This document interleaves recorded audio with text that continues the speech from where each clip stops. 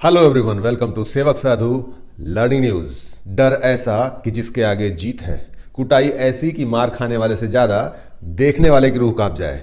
फिर चाहे वो मुखिया का बेटा हो या मजदूर का, या तो पढ़ोगे और या तो कुटोगे। सेवक साधु लर्निंग न्यूज का ये एपिसोड डेडिकेटेड है हमारे टीचर और मेंटर स्वर्गीय श्री अभिमन्यु सिंह के लिए, जिनको लोग मास्टर साहब के नाम से जानते हैं। So let's begin the video.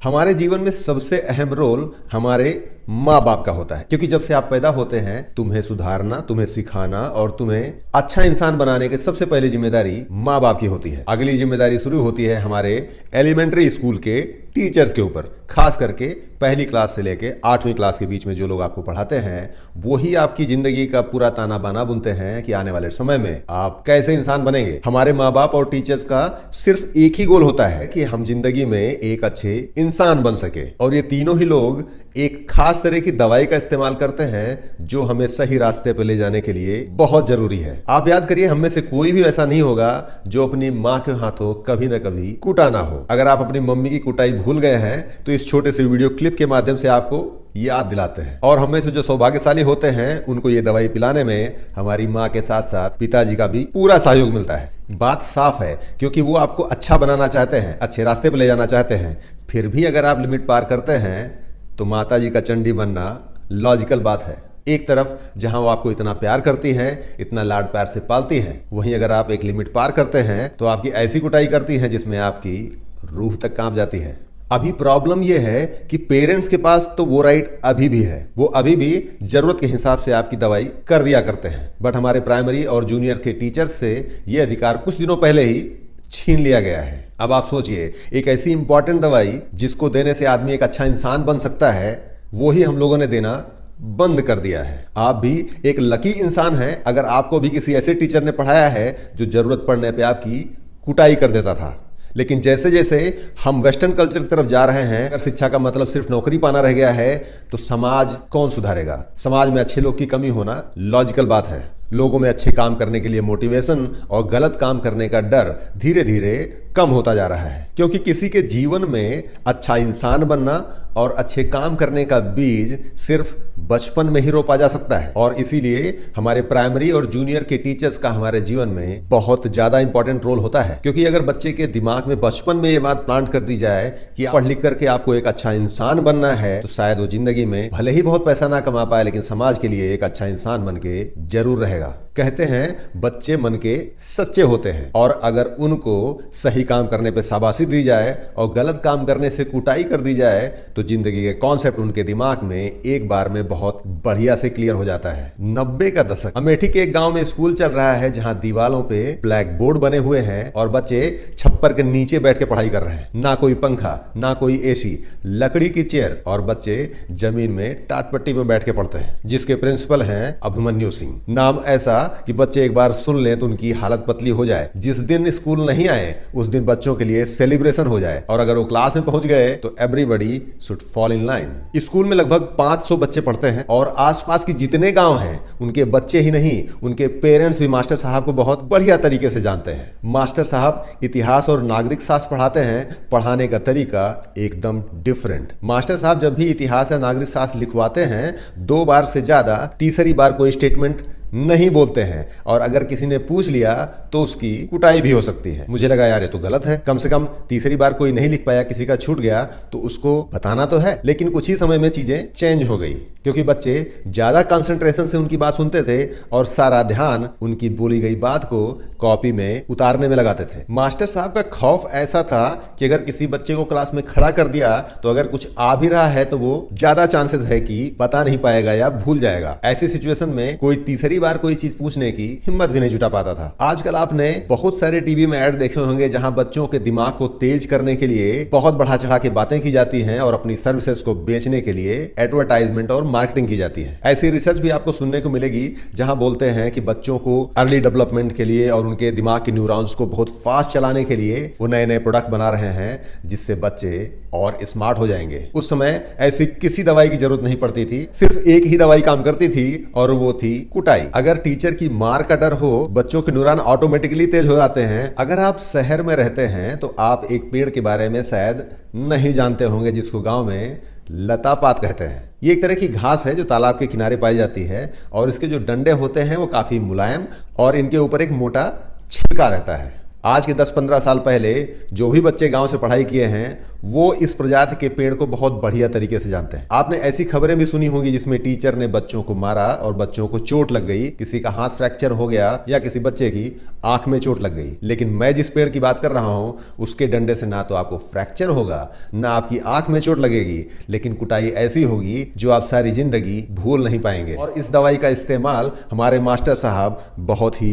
बढ़िया तरीके से करते थे। सीन कुछ ऐसा था कि अगर आप स्कूल में कोई गलती करते हैं तो आपकी दवाई तो होगी ही, साथ में आप घर जाने के बाद सपोज करिए आप गांव में कोई ऐसी गलती करते हैं तो ना कोई फोन कॉल, ना कोई डायरी और ना कोई प्रॉपर कम्युनिकेशन, बट वो सारी खबर मास्टर साहब के पास ऑटोमेटिकली पहुंचेगी और गांव में की गई गलती की दवाई भी स्कूल में आपको बहुत ही बढ़िया से मिलेगी। मैं उसका एक एग्जाम्पल भी आपको बताता हूं। गांव में कुछ बच्चे सिक्के खेला करते थे। होता यह था कि कुछ सिक्के बिखेर दिए जाते थे, एक सिक्के से आपको उनको हिट करना होता था। जो बच्चा एक सिक्के को थ्रो करके दूसरे सिक्के को हिट करेगा वो सिक्का उसका हो जाएगा। और ये खेल गांव में बड़े जोर शोर से चलने लग गया था। मास्टर साहब को पता लगा, स्टेज सजा और स्कूल में सिक्के खेलने का एक प्रोग्राम ऑर्गेनाइज हो गया। जो लोग सिक्के खेलते थे उनको लगा मौका अच्छा है, क्यों ना पैसे बना लिए जाए। और गेम के शुरू होने से बच्चों को लगा कहीं ये कोई ट्रैप तो नहीं, बट थोड़ी देर बाद ही उनका डर ये हवा हो चुका था, क्योंकि उनको अच्छा करने पे मोटिवेट भी किया जा रहा था, चीयरअप भी किया जा रहा था। गेम खत्म होने के पहले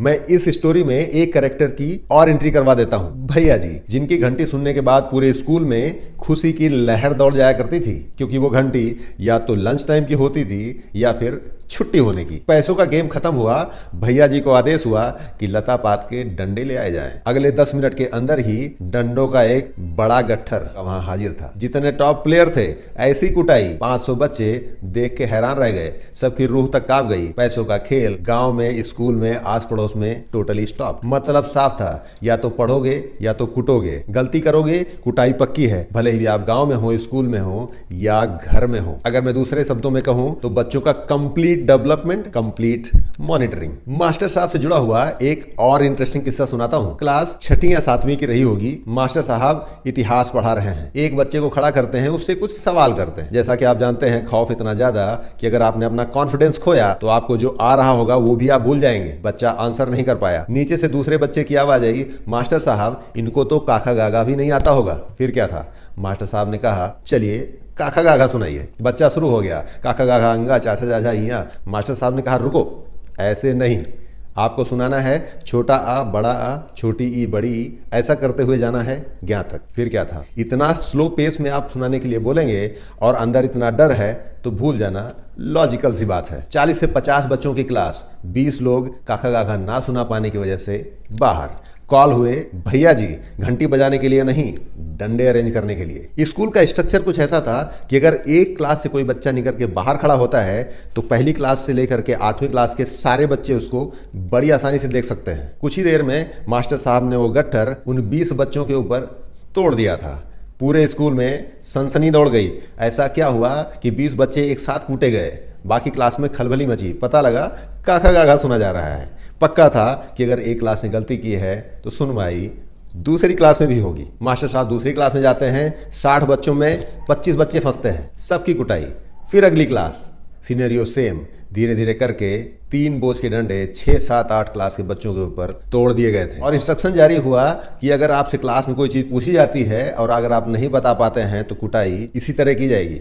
message was loud and clear, सबको समझ में आ गया था। अगर इस स्कूल में रहना है तो पढ़ना जरूरी है, समझना भी जरूरी है और याद करके बताना भी जरूरी है। मास्टर साहब की इसी डिसिप्लिन और स्ट्रिक्टनेस की वजह से जिन बच्चों ने भी उनके अंडर में पढ़ाई की है, भले ही आज की डेट में बहुत पैसे ना कमा रहे हों, वो अपने जीवन में और और समाज में एक अच्छा इंसान बन के जरूर रह रहे हैं। क्योंकि लोगों को कंट्रोल करने का कुटाई एक बहुत बढ़िया और सटीक तरीका है। शायद इसीलिए हमारे पुलिस डिपार्टमेंट में डंडे का स्पेशल प्रावधान किया गया है, जिसका इस्तेमाल पुलिस डिपार्टमेंट बहुत ही बढ़िया तरीके से करता है। सौभाग्य से पुलिस डिपार्टमेंट में मेरे दोस्त कप्तान से लेके कांस्टेबल तक है। सबका यही कहना है कि अगर मार की डर ना हो तो लोगों को कंट्रोल करना मुश्किल ही नहीं, नामुमकिन है। मास्टर साहब ने शिक्षा के माध्यम से हजारों बच्चों के जीवन को सुधारने में महत्वपूर्ण योगदान दिया है, लेकिन दुर्भाग्य से पिछले 6 महीने से वो एक गंभीर बीमारी से ग्रसित थे और 9 जनवरी 2023 को उनका देहावसान हो चुका है। सारे स्टूडेंट्स की तरफ से जिनको उनके अंडर शिक्षा लेने का सौभाग्य प्राप्त हुआ, मैं मास्टर साहब को श्रद्धा सुमन अर्पित करता हूं और प्रार्थना करता हूं कि ईश्वर उनकी आत्मा को अपने श्री चरणों में स्थान दे। ओम शांति। मेरा एक निवेदन और है, ये वीडियो उन सारे स्टूडेंट्स और सारे लोगों के पास जरूर पहुंचना चाहिए जो मास्टर साहब को श्रद्धा सुमन अर्पित करना चाहते हैं। Thank you so much.